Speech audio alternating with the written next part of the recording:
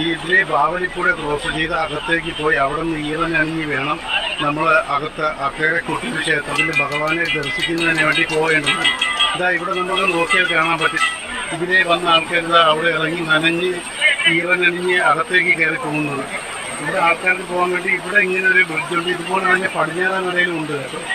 അപ്പോൾ നമുക്ക് ആദ്യം കിഴക്കേ നട കണ്ടതിന് ശേഷം അങ്ങോട്ടേക്ക് പോകാം. ഇത് മലബാർ ദേവസ്വം ബോർഡിൻ്റെ കീഴിൽ വരുന്നൊരു ക്ഷേത്രമാണ്. ഈ ഉത്സവത്തിന് അറിയപ്പെടുന്നത് തന്നെ മഴ ഉത്സവം എന്നാണ്.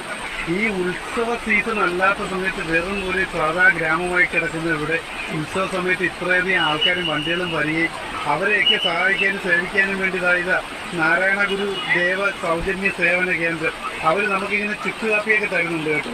എല്ലാ ദിവസവും നിങ്ങളിവിടെ ചുക്കുകാപ്പി കൊടുക്കുന്നുണ്ടോ?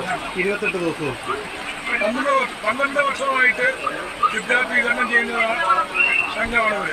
ആ, അപ്പോൾ നമുക്കൊരു ചുക്കുകാപ്പി